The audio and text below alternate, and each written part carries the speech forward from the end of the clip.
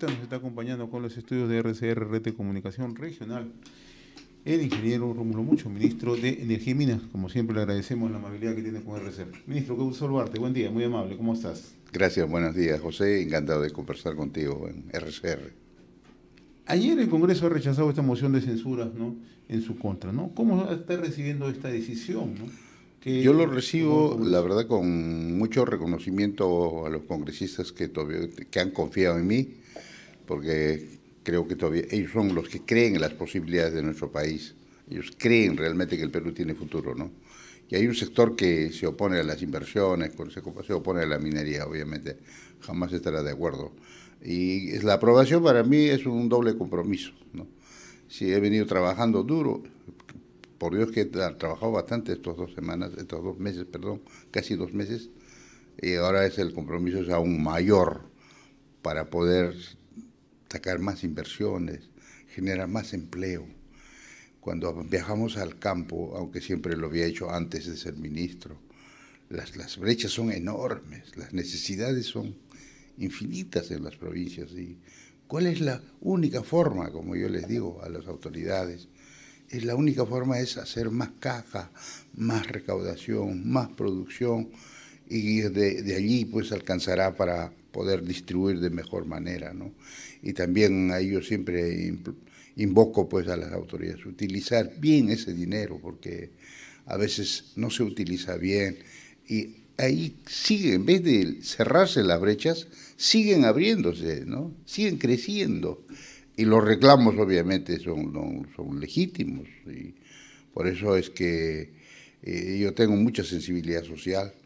Creo en la inversión, una inversión bien hecha, una inversión, digamos, responsable, de utilizar todas las herramientas para poder atender las necesidades, como obras por impuestos, obras por servicios, el tema de responsabilidad social, el tema también de que la gente entienda que hay que producir más, hay que generar empleo. Empleo falta en este momento. En el Perú debemos generar un promedio de 300.000 empleos nuevos cada año. ¿Y sabe por qué? Y empleos de calidad. Claro, y empleos de calidad, empleos buenos. Pero esa es la misión del país. O sea, mira, José, tú sabes que desde antes de ser ministro yo estoy involucrado también en política, inclusive en toda la realidad del Perú. He venido estudiando durante décadas, más de 2 décadas, las fallas estructurales también que tiene nuestro país y qué hay que hacer, porque si seguimos en la misma dinámica, en la misma tónica, no va a cambiar nada, o sea, ¿no? Ahora, pasada, ministro, esta turbulencia, ¿qué medidas se van a comenzar a ejecutar? Hay mucha expectativa por lo que usted ya anunciaba hace unas semanas, ¿no? Va a viabilizar proyectos por más de 4.600 millones de dólares, ¿no? Esa es una expectativa. ¿Se va a hacer realidad en el país este año? Claro que sí, yo soy ingeniero y manejo números. Miren, en los últimos 10 meses la producción ha crecido. En el ¿Ya? cobre hemos crecido 14%. En líneas generales, la minería, la recaudación, la recaudación para la región es más de 2.300.000 soles en 2 meses, ¿ya? Bueno, las Y cifras que usted también me las está dando es bastante exportaciones. interesante. 14% ha subido la producción de cobre en los últimos 60 Sí, días. en los últimos 60 días, ¿no? Entonces, si proyectamos, esperamos que las Bambas solucione rápido este tema. Además, hemos dado el resolución ministerial 124-2024, no, 125 es la resolución, en que autorizamos a las empresas mineras a producir 10% más. Sin mucho movimiento de CAPEX, de inversión de capital, sin mucho, sino mejorando procesos, mejorando, digamos, capacidades, ¿no? Un 10% más. Por eso que yo lancé el reto de que a fin de año debíamos superar los 3 millones de toneladas de cobre, ¿no? Y estamos en el camino de cumplirlo. ¿Y este año qué proyectos ya encienden motores? ¿O ampliación de proyectos encienden Mira, motores? los que tenemos a la mano son las ampliaciones, Claro. especialmente las Bambas. Por eso hay que tener mucho cuidado, hay que cuidar mucho las Bambas, sin dejar de atender las preocupaciones sociales. Corocovaico de Antapacay, Corani debe salir este año, ¿no? Este año Corani una inversión de casi 600, 700 millones. También está viniendo pronto el CEO de Newmont, quien es el que tiene que decidir, digamos, Yanacocha Sulfuros, ¿no? Porque esto también estaba listo, sino que Castillo ahuyentó pues a muchos inversionistas y se fue, ¿no? Entonces está viniendo el CEO de Newmont. ¿Cuándo llega el CEO? En mayo está llegando. Ah, eso es otra buena noticia. Sí, entonces casualmente viene a anunciar otras cosas, ¿no? Porque Perú sigue siendo un foco de interés para Newmont, ¿no? Y otras inversiones menores, hay bastantes, por ejemplo, Yumpa, por San Gabriel, ¿no? En plena construcción. Sí. También sabemos que todas las grandes empresas invierten grandes cantidades cada año para renovación de equipo, obras auxiliares, mejoramiento de procesos. Entonces, nuestra meta es superar largamente el monto de inversión del año pasado, que fue 4.700 millones, ¿no? ¿Y se tiene alguna proyección para este año, ministro? Sí, sí, encima de eso, estaba hablando de 5.000, un poco más de 5.000 millones, sí. Como le digo, la inversión los 2 primeros meses ha sido algo de cercano a 700 millones, un 20% mayor que el año pasado, en esos 2 meses. Entonces, si nosotros damos las políticas públicas, las muestras de confianza, tal como lo dice nuestro gobierno, porque no hay otra manera de crear inversiones para generar trabajo. Y es lo que está faltando en el Perú. Trabajo, ¿por qué? Porque una inversión minera no solamente es para los que van a trabajar en la mina, sino que engloba un sinfín de servicios. Es un círculo virtuoso. Virtuoso de los proveedores, de los que alquilan carros, de los aviones, restaurantes, todo el mundo se beneficia de una inversión. Yo he tenido la suerte de participar en muchas inversiones, es una locura. Es un loquerío cuando se construyeron las Bambas, es un loquerío cuando se construyó. Era una aldea, Chalhuahuacho era una aldea, ¿no? Uf, ¿cuántas casas habría? Al inicio, había trueque. 2004 más o menos, sí. Habría 200, 300 casas, ¿no? Sí, y así había trueque en esa época. Claro. Hoy día es una ciudad. Hay una ciudad, sí. Claro, un poco mal planificada, pero hay negocios, hay talleres, hay maestranza, hay negocios que se mueven. Y ha dinamizado la región, no solamente el distrito, no solamente Cochabamba, sino la región. Hay trabajos, yo tengo que reconocer a un periodista de agronegocios, que ha hecho un estudio, que se ha quedado un buen tiempo ahí, no ha visitado un día, ¿no? Ha estado meses ahí y ha levantado una buena información. Está en la revista Agronegocios la información que ha visto en toda la zona de Chalhuahuacho, ¿no? Y hasta Progreso, ¿no? Claro. Eso, claro, solo lo vemos los que lo vivimos, ¿no? A veces muchos no lo ven de esa manera, ¿no? Dicen que la mina es dañina, la mina contamina, pero eso fue en el pasado. Sí. Siempre la gente piensa en la minería de hace 20, 30 años, ¿no? 30, 40 años. No, pero además todas estas empresas son de talla mundial, ¿no? O sea, no se ponen así por sí para colocar sus acciones en bolsas. Ahora hay mandatos internacionales. Estándares además. Por ejemplo, estándares como por ejemplo el ESG, que está de pleno ejecución, el Copper Mark, la marca cobre. El cobre tiene que ser producido sin sin ninguna falla, y ese cobre vale más, igual que el oro. Ministro, la semana pasada, a raíz de los sucesos que se registraron en Patás, en la zona andina de La Libertad, ¿no? Derribo de torres, violencia permanente, ¿no? Usted señalaba que ya es momento de declarar en emergencia la formalización minera en el país, ¿no? O sea, ¿cómo está caminando esto, ¿no? Ayer hemos visto, cierto, el presidente del Consejo Ministro ha hablado de una ampliación del estado de emergencia, ¿no? Pero si ponemos solamente los reflectores en Patás, nos quedamos cortos, ¿no? Porque usted conoce muy bien el país, ¿no? Sí, vemos lo que ocurre, minería ilegal en Piura, en Lomas, en Arequipa, en Chala, en Carabelí, en Puno, en Anea, en La Rinconada, ¿no? Ahora estamos viendo en Cajabamba, en Cajamarca, ¿no? O sea, ¿Qué es lo que tenemos que hacer cuando usted señala que es necesario declarar emergencia el tema de formalización? Sí, en emergencia o la revisión total del Reinfo, que realmente ha sido mal utilizado. Y también esto es ya multisectorial, ¿no?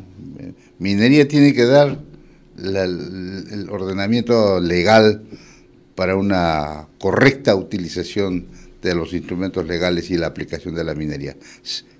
En este caso de la pequeña minería artesanal, formalizar a los informales. O sea, lo ilegal es ilegal, eso hay que aclarar. ¿Qué alcance debería tener esta emergencia para entrar a un proceso de formalización ya mucho más directo? Lo cierto es que estamos conformando un grupo de trabajo. Nosotros tenemos ya un borrador de la ley, la nueva ley MAPE, pero por ejemplo, hace 2 días hemos tenido una interesante reunión que ha convocado Capital Perú del congresista Montoya. Ahí nos hemos constituido, nosotros hemos presentado el plan que tiene el ministerio, y también han estado las confederaciones como Confemin, los expertos, asesores, que conocen esto y están años en este tema. Entonces, pues hay que encontrar el punto medio, ¿no? Para evitar. En el caso de Patás, es singular. Así es.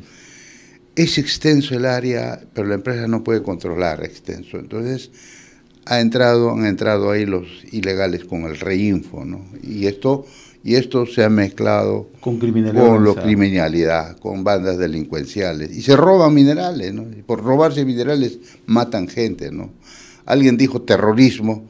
Yo no creo que es terrorismo, ¿no? Sino que es delincuencial el tema, ¿no? Es decir, que, y el causante, como dije en algún momento también, es el oro. Porque hay oro, porque si no hubiera oro no hay nadie. Son auríferas. Son auríferos. Y también y el precio. Así es. El precio ha escalado a 2.300, ¿no? Yo creo que pronto va a llegar a los $3.000 la onza, ¿no? Yo ya había vaticinado hace años de que en no muchos tiempos, porque haciendo una regresión lineal, no va a pasar muchos años en que se llegue a $5.000 la onza de oro. Igual que el cobre va a llegar a $15.000 la tonelada. Y estamos en pleno proceso de transición energética, que es un tema que vamos a conversar más adelante. Ministro, a propósito del tema de la formalización, se lo preguntaba por qué, porque en el Congreso hay una iniciativa planteada por el congresista Segundo Quirós, un congresista representante por Cajamarca, ¿no? Y él está planteando como propuesta extender el periodo para la formalización de actividades hacia el año 2027, ¿no? Entonces, ¿cómo mirar esto, no?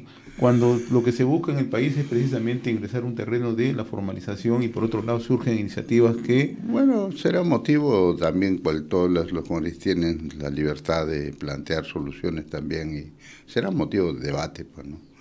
Un debate alturado, un debate técnico, un debate económico, social, de manera que beneficie y no contamine, no se usen las malas prácticas, y que ese oro no salga afuera.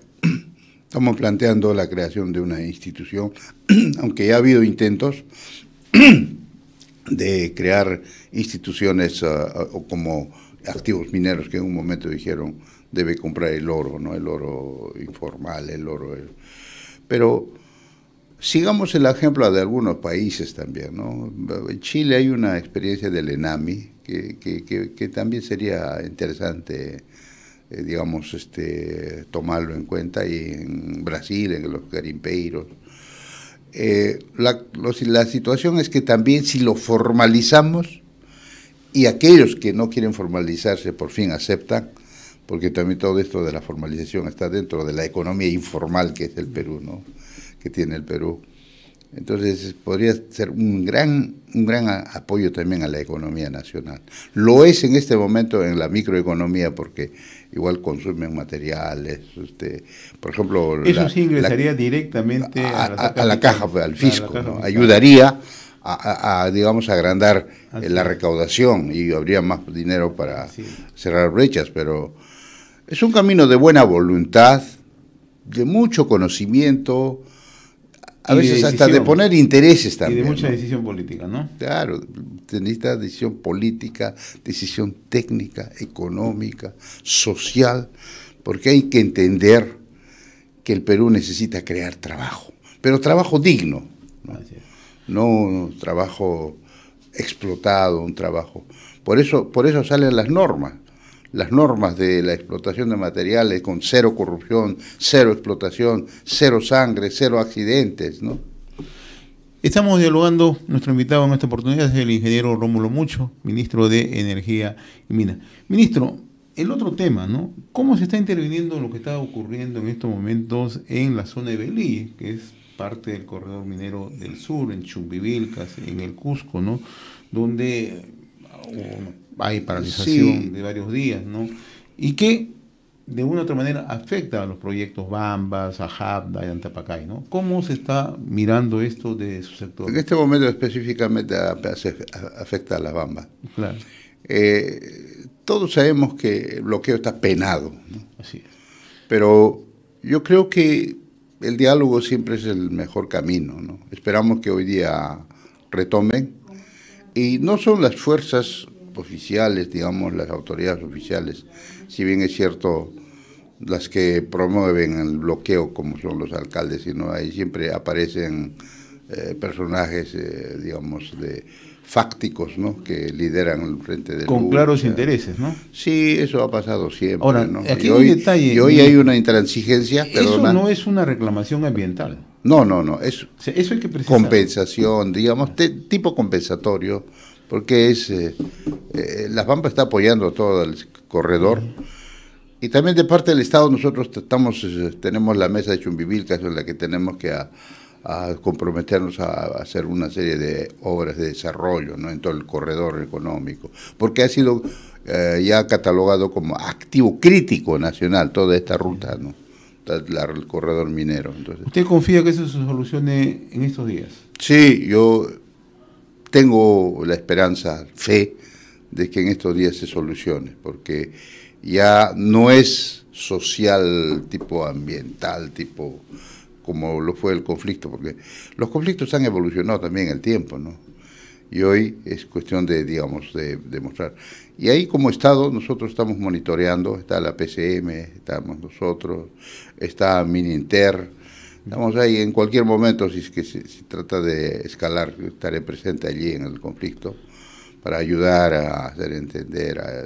Ahora, ministro, a 2 días cuando usted asume la cartera de Energía y Minas, nosotros conversamos y yo le planteaba una pregunta y ahora también se la transmito de la misma manera, ¿no? O sea, usted siempre ha tenido ese componente, ¿no? De la persona que conoce el sector, pero también la persona que llega al campo, llega a las áreas de influencia de estos proyectos, ¿no? ¿Cómo está mirando usted la situación que ocurre en el país? ¿Han tenido oportunidad usted de conversar o tiene oportunidad de conversar con la presidenta de esta situación de inestabilidad que se genera, que como buen consultor en tema de desarrollo y minería conoce que si no tenemos estabilidad, no tenemos confianza, no podemos generar que exista interés de parte de inversionistas? ¿Cómo están mirando esta situación? Mira, los ministros tenemos que hilar fino, tenemos que hacer bien las cosas para que el gobierno en general no tenga éxito. Y el éxito es reducir la pobreza, el éxito es atender las necesidades, ir cerrando las brechas, ¿no? Esa es la buena gestión, utilizar adecuadamente los recursos y, digamos, siempre invocar a las autoridades, porque cada año, como bien sabemos, como dice la Contraloría, un monto importante, casi 15% del presupuesto se va en corrupción. Ese es un tema que tenemos que resolver un día. Yo ya más o menos he pensado que siempre podemos tener esa solución con un gobierno digital, ¿no? Porque ya estamos en plena cuarta revolución industrial, pronto llega la quinta, entonces yo creo que hay que utilizar las herramientas para poder controlar, ¿no? Y el Perú tiene recursos y puede hacerlo. Inclusive, hasta las políticas públicas existen, porque tenemos estudios sobre estudios para resolver los problemas del país. Nos estudian las instituciones multilaterales, nos estudian instituciones, el think tanks en el Perú, sendos informes, Pero ¿por qué no le hacemos caso a los informes, a los documentos? Parece que aquí solo se estudia, ¿no? Y no se aplica. Yo siempre he dicho, hagamos un planeamiento. ¿Tenemos planeamiento de país a mediano, a corto, mediano, largo plazo? Ese planeamiento, del planeamiento a la acción. O sea, lo que hacen los países desarrollados, ¿no? De lo que necesita hay que hacerlo, en educación, en las políticas Nos públicas. falta planeamiento en el país. Sí hay planeamiento, como lo hace ese plan, pero nadie lo cumple. Es que antes había la famosa ONP, tenía mandato, Instituto Nacional de Planificación, INP. Claro, pues, y era mandatorio. Política de Estado. Claro, política de Estado, política pública. Pues, ¿no? Ahora, no es que desmerezca la labor de ese plan, hay sendos libros cada año, nos renueva, pero eso debería ser incluyente, ¿no? Pero son los retos justamente de asumir, o sea, un sector tan clave como el que tiene en este caso su persona. Ministro, usted hace unos días estuvo en Condorcanqui, que es una provincia que está ubicada en Amazonas, ¿no? Inaugurando obras de electrificación, ¿no? Y naturalmente son obras que se requieren en el país, ¿no? ¿Cómo se está trabajando en este tema de electrificación rural en el país, ¿no? Con la atención que tanto se necesita para miles y miles de peruanos, sobre todo en condición de pobreza y pobreza extrema? Mira, la selva es un tema muy complejo. La selva está abandonada, ha estado abandonado. La selva necesita mayor apoyo del Estado. En la zona que fui a visitar, porque me invitó el alcalde, la comunidad propiamente dicha, y para inaugurar, hacer una obra que por un saldo de balance de la Dirección Regional de la Dirección General de Hidrocarburos, ¿ya? Porque por ahí pasa el oleoducto norperuano.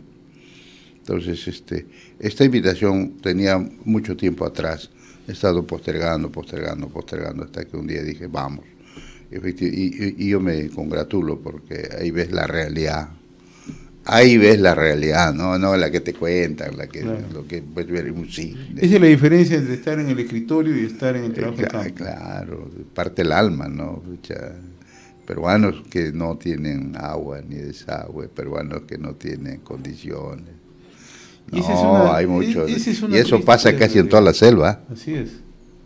Hay una desconexión total. Abandono no de hoy. No, eso no es responsabilidad de este gobierno, sino que también hay que mirarlo con realismo. Claro, ¿no? Eso viene desde muchos años, ¿no? De décadas en el Perú. Le planteaba por qué el tema de Condorcanqui, el tema de Amazonas, porque conversamos hace unos instantes sobre el tema de la minería ilegal, ¿no? Y ahí hay una zona, también. La zona de Cenepa. Sí, la frontera con Ecuador. Límite con Ecuador, sí. Donde nosotros tenemos comunicación. Inclusive ecuatorianos entran al lado peruano para sacar Entonces, mineral, ¿no? ¿Qué hacer, ministro? Porque allí, cierto, hay un detalle.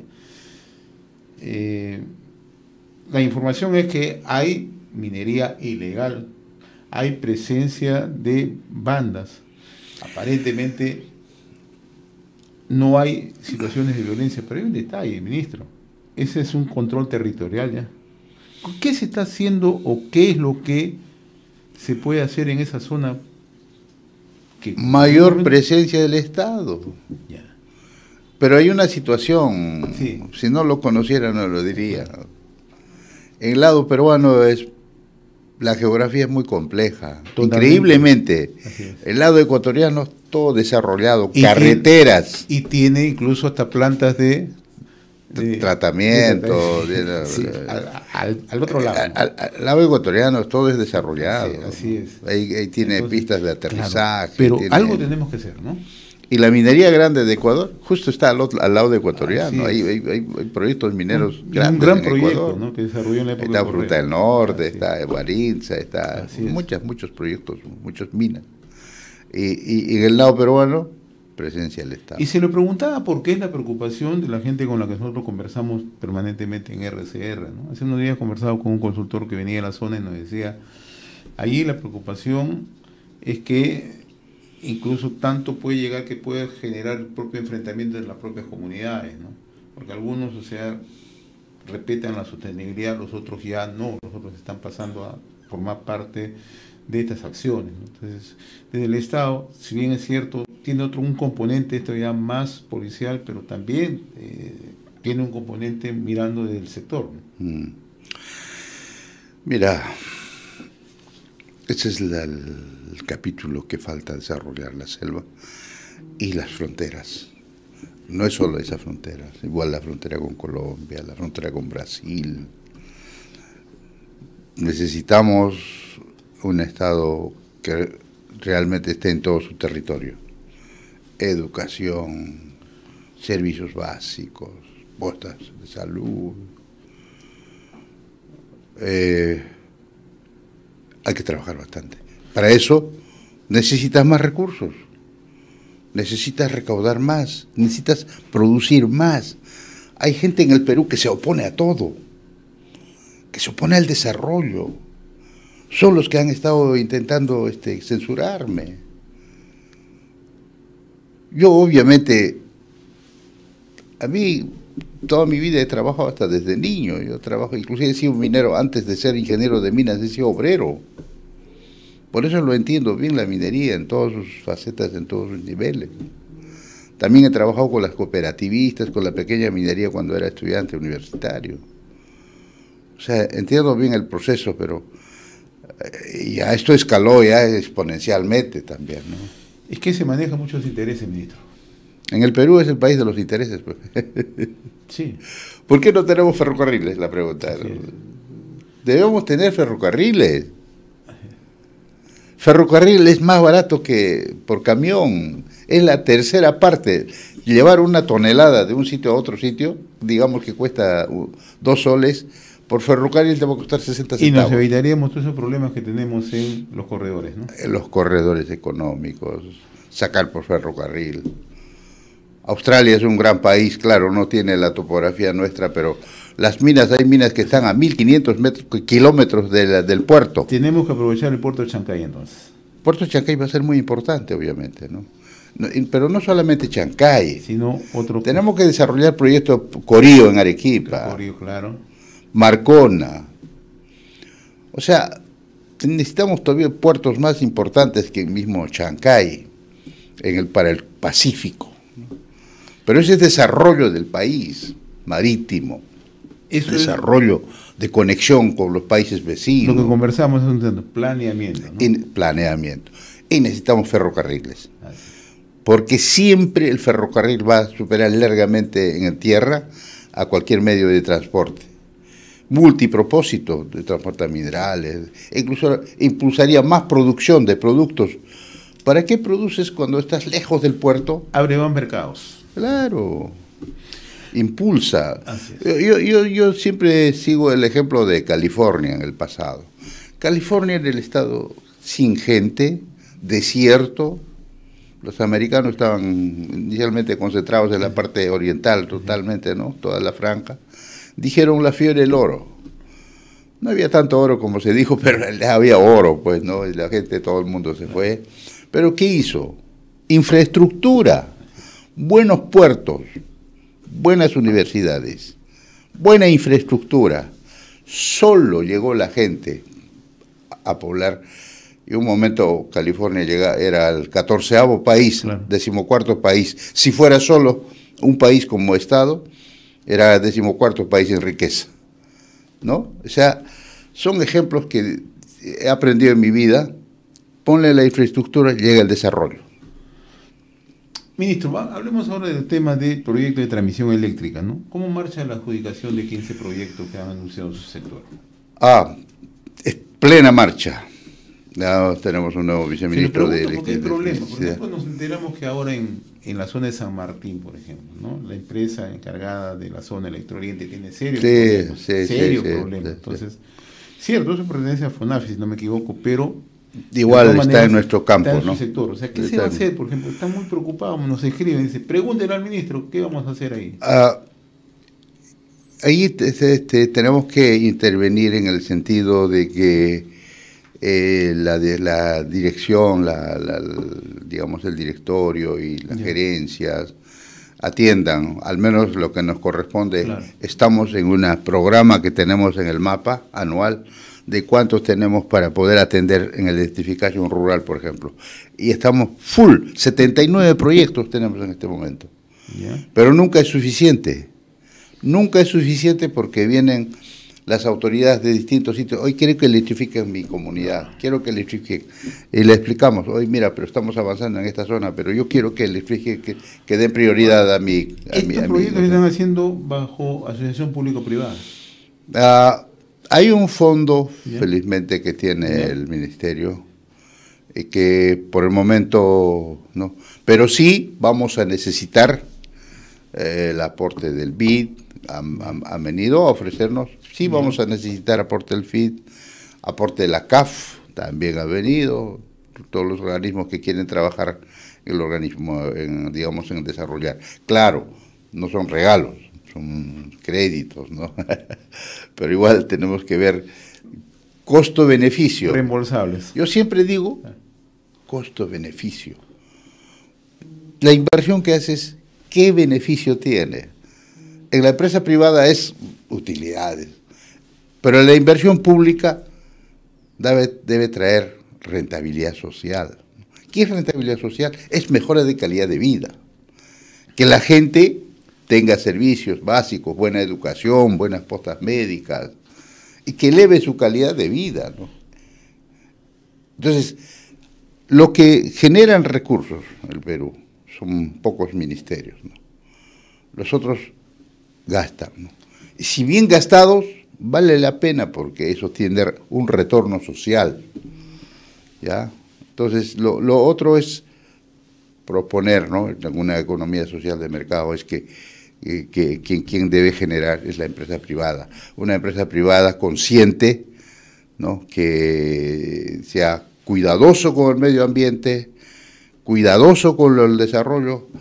Por ejemplo, yo estuve en Toronto con los ministros de todo el mundo, ministros de minas de todo el mundo, asistieron 71, y se discutió cuál era el futuro de la minería en el mundo. Se dijo, los minerales críticos, se van a necesitar más críticos. ¿Y cuál es el principal mineral crítico? El cobre. El cobre. Y nosotros tenemos cobre. Así es. ¿No? Y entonces, eso me da pie para hacerle la siguiente pregunta, ministro. Yo repasaba algunos artículos suyos antes de asumir la cartera y usted le ponía mucho énfasis al tema de la transición energética, ¿no? Y hemos visto que en el Perú nosotros tenemos potencialidad tanto de cobre, potencialidad de litio, que son... En eso también, mira que estamos avanzando. Había una limitante en el pasado. 5% dice energía renovable, por muchos años en el Ministerio. Claro. ¿Ya? Yo decía, ¿por qué 5%? Hoy día esto ya se ha roto eso del 5%. Hoy día tenemos 4, para este año 4 centrales, 2 eólicos, 2 solares, los cuales más o menos van a incorporar alrededor de casi 600 megawatts. 4 para este año. Y la inversión supera casi el mismo monto casi es en energías renovables, 600 millones de dólares. Pero tenemos 15 proyectos de energías renovables. Eso ya será para el 2025 o 2026. Entonces, estamos avanzando. Y también han aparecido nuevos proyectos hidráulicos también. Hay una central hidráulica que podría dar la hora aquí en nuestra selva, en una zona muy escondida. Una empresa ha venido, está desarrollando ya la ingeniería más o menos para 750 megawatts, sin mucho, digamos, disturbación del ambiente, sin mucho, digamos, un embalse enorme, ¿no? A mí me ha impactado eso, me parece muy interesante. 750 inclusive con posibilidades de ir a 1000 megawatts, ¿no? Un mantaro. Entonces, en ese sentido, es igual la energía renovable, ¿no? Pero convencional, ¿no? Las energías renovables no convencionales son los eólico, solar, hidroeléctricas también, menores de 20 megawatts, ¿no? Dos preguntas finales, ministro, que van asociadas. Una, el tema de la transición energética. ¿Por qué le insisto? Porque tenemos cobre, pero tenemos que aprovecharlo. no podemos perder el tren de la historia. Y además porque sé que usted va a participar en un evento en Chile que está relacionado precisamente al cobre. Sí. Entonces, ¿cómo miramos, qué perspectiva tenemos en tema de transición energética que tanto se habla en medio de un cambio climático que nos amenaza permanentemente? Sí, hay un mandato net cero que va a ser muy difícil cumplirlo. Net cero decía que al 2030 toda la generación de energía más o menos en el mundo debía estar casi a un 30%. Y el 2050, cero combustibles fósiles. Pero así ya estamos en 2024, nos falta mucho para el 2030, 2040, 50, no se va a cumplir. No se va, lo dice la Agencia Internacional de Energía, lo dicen los organismos que estudian estos temas. Pero el camino igual sigue, se alargará un poco más, pero es una necesidad ir a la transición energética porque hay que controlar el calentamiento global. La única manera, no hay otra, de enfrentar al calentamiento global o al cambio climático es energía renovable. Y en el Perú tenemos suficiente cobre. Y tenemos elementos que van a necesitar como el cobre, pronto el litio también, ¿no? Y otros metales también, no descuidamos el manganeso, el molibdeno, el zinc, ¿no? Pero estoy diciendo de los más importantes, 4 están considerados. ¿Sabe cuáles son? Cobre, níquel, cobalto y litio. 4 son los clave para la transición energética. 2 tenemos. Y eso litio, parece litio ser, todavía en sus y parece ser que los amigos de algunas ONG no entienden esto. No van a entender. Por cuestiones ideológicas, ¿no? No van a entender, no. La ideología de estos peruanos es distinta, pues siguen otro mandato, ¿no? Que ya lo sabemos. Muy bien, ministro, yo le agradezco como siempre la amabilidad de haber compartido esta invitación a través de RCR, Red de Comunicación Regional, y cosas que quedan en el tintero, pero será motivo de una próxima conversación. Le agradezco, ministro. Muchas gracias. Gracias, José. Encantado de conversar contigo. Conversamos con el ministro de Energía y Minas, el ingeniero Rómulo Mucho.